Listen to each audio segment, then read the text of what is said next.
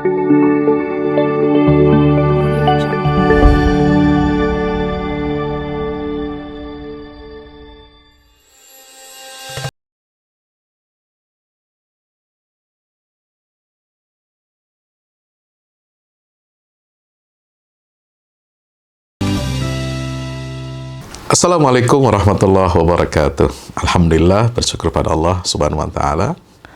Hari kedua Ramadan, hari ini yang sangat luar biasa. Bagaimana pengalaman hari pertama Anda puasa kemarin? Sudah benar-benar spiritual reset?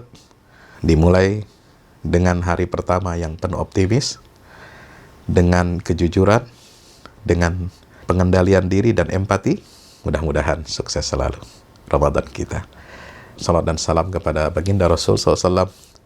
Allahumma salli ala Muhammad wa ala ali Muhammad. Assalatu wassalamu alaika ya Rasulullah.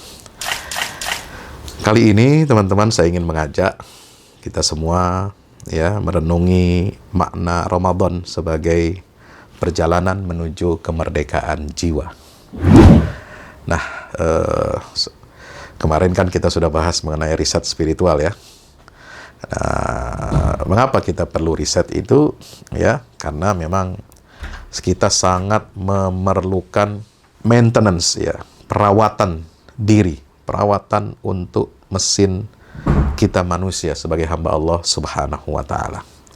Ya, kita harus apa? Melakukan perawatan tubuh sama dengan perawatan jiwa. Kalau tubuh kita dirawat terus ya, makan 4 sehat 5 sempurna, minum susu supaya sehat, kuat tulangnya, kemudian makanan-makanan yang bergizi, kemudian ditambah suplemen, vitamin, ya, itu perawatan tubuh. Nggak cukup perawatan tubuh dari dalam, tapi juga perawatan tubuh dari luar. Ya, bagaimana supaya wajah kita glowing, kulit kita glowing, ya, pakai skincare dan lain sebagainya, sebelum malam, sebelum tidur.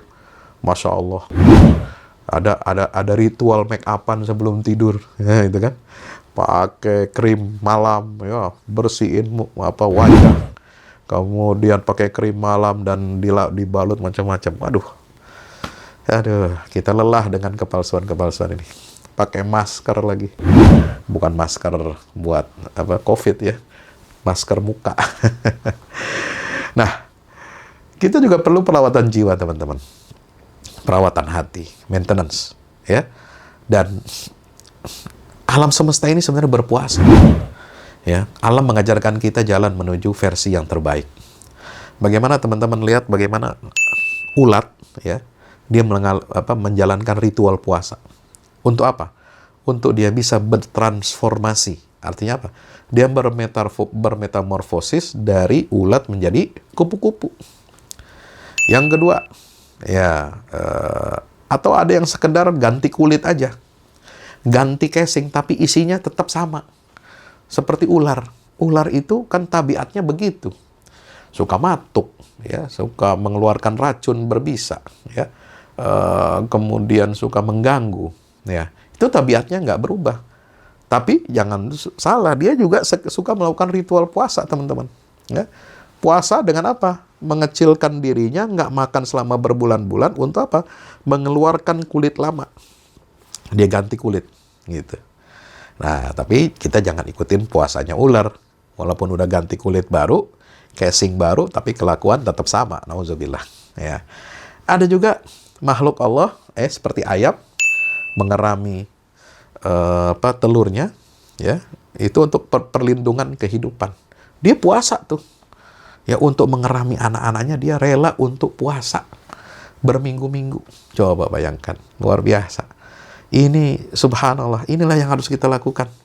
Bagaimana buat melindungi hati kita dari kotoran, melindungi jiwa kita dari kelelahan, dari spiritual burnout. Kita harus apa? Puasa. Nah, ada juga makhluk ya yang Allah ciptakan luar biasa, yaitu apa? Alam tara ilal ibili kaifa khuliqat. Unta. Ya, unta itu puasa.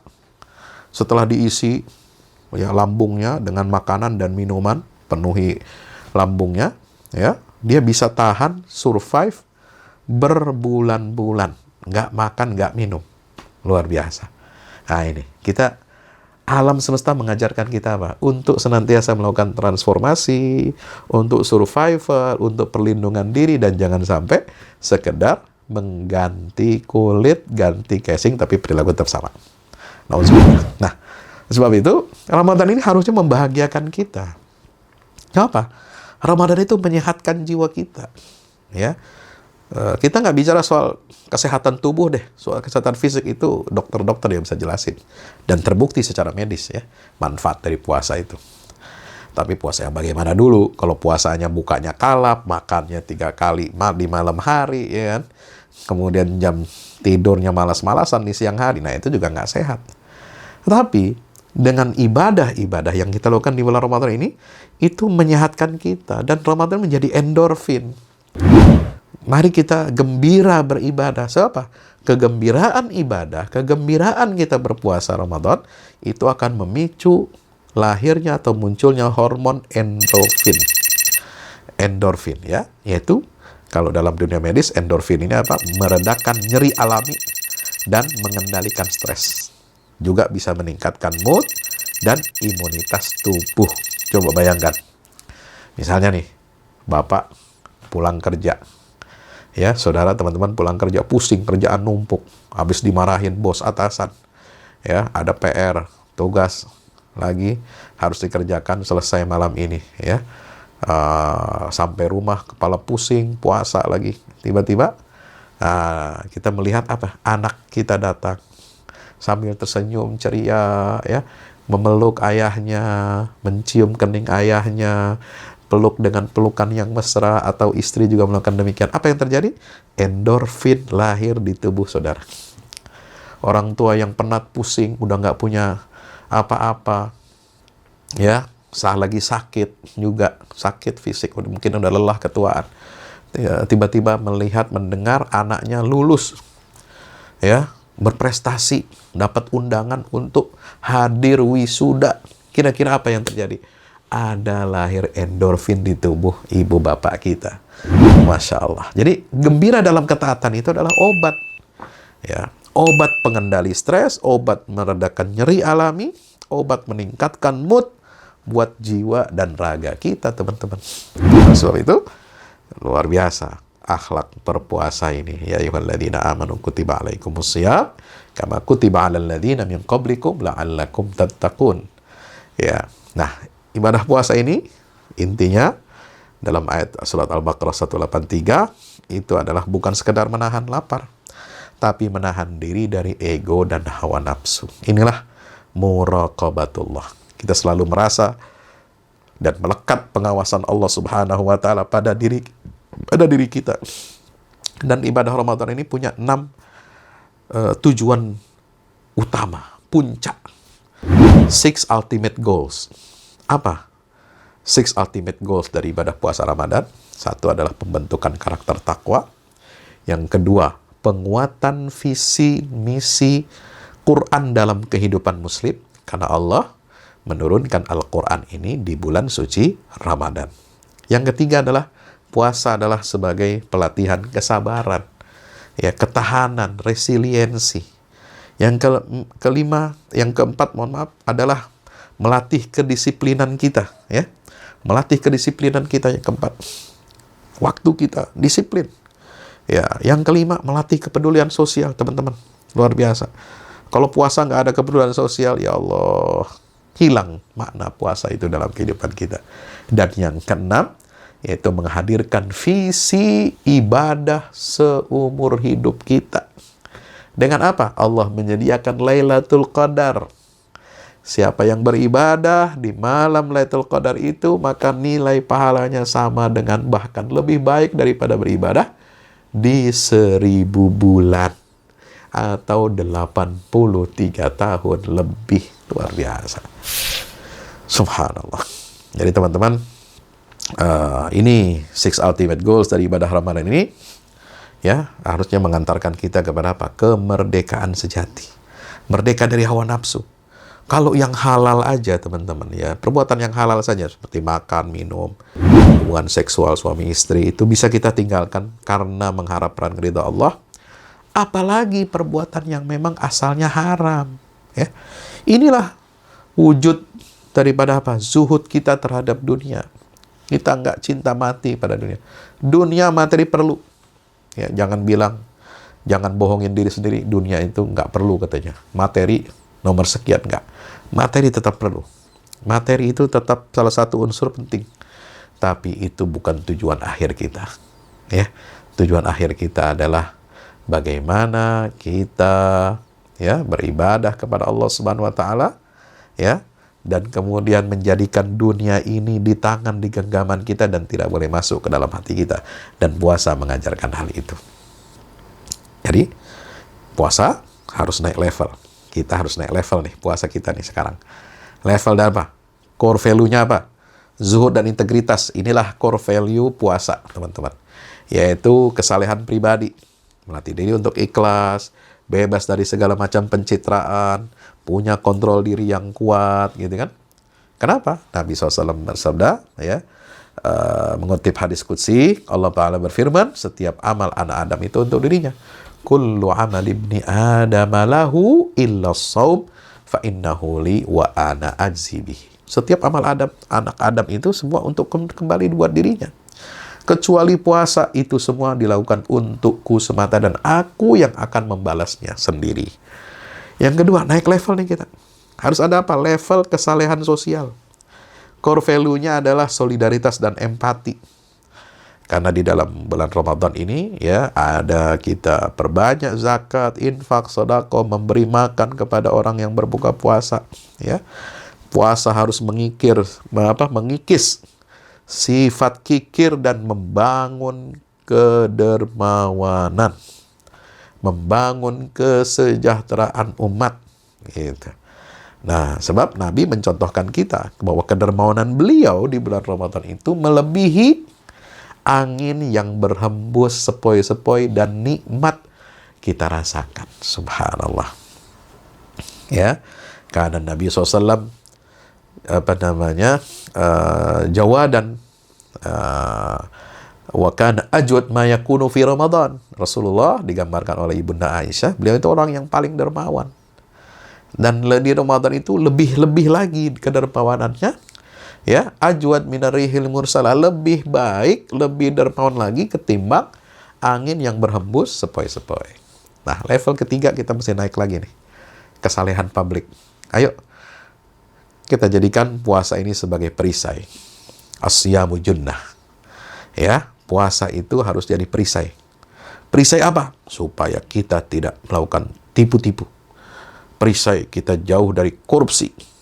Perisai kita tidak mau menerima sogokan. Perisai bagi setiap penguasa, pemimpin untuk apa? Jangan menyalahgunakan kekuasaan atau abuse of power.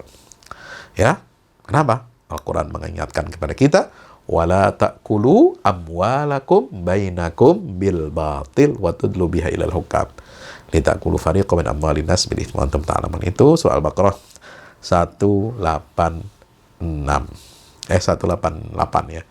Nah, saudara-saudara dirahmati Allah, jangan kamu memakan harta sebagian yang lain dengan jalan yang batil. Jadi bukti ya kesalehan ya personal kita dari ibadah Ramadan itu harus dibuktikan dengan kesalehan publik. Jangan suka makan harta orang, jangan suka korupsi, jangan suka terima sogokan. Ya, ini harus ada kesalahan publik. Jadi puasa itu relate sekali dengan apa? Pembangunan karakter manusia, ya. Para penyelenggara negara, aparatur, itu kalau menerapkan nilai-nilai puasa, Masya Allah, negeri kita bakal jadi negeri yang baldatun thayyibatun wa rabbun ghafur. Maka itu perlu ada bukti transformasi total.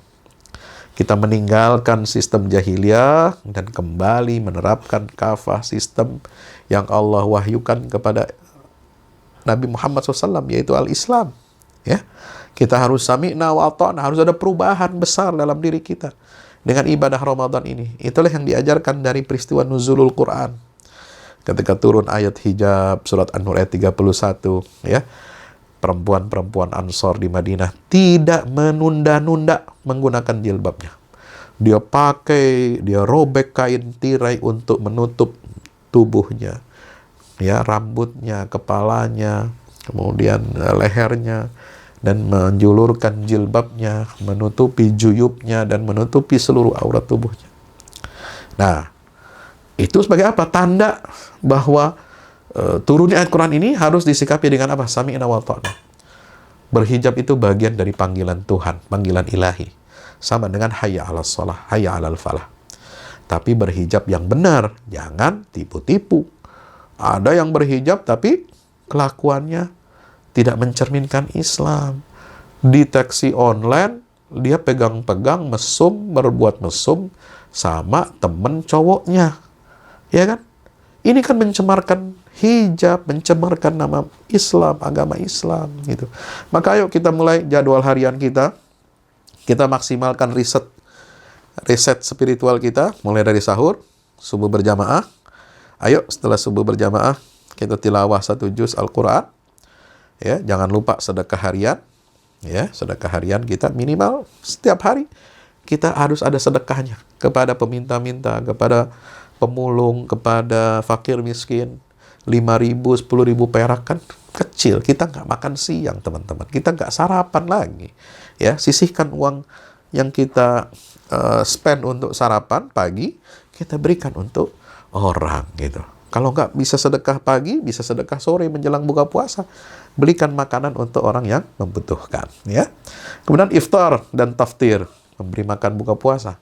Malamnya kita tarawih qiyamul lail, dan jangan lupa 10 hari terakhir kita i'tikaf. Ya. Sebab itu mari kita refleksi pada hari kedua Ramadan ini, apa saja yang sudah kita lakukan untuk mewujudkan tujuan takwa dari ibadah puasa. Ya, jangan biarkan Ramadan berlalu begitu saja, hanya sebagai ritual. Justru mari kita jadikan Ramadan ini sebagai titik balik spiritual kita. Demikian, nasrul minallah wa fathun qarib wa basyiril mu'minin. Selamat menunaikan ibadah puasa hari kedua. Wassalamualaikum warahmatullahi wabarakatuh.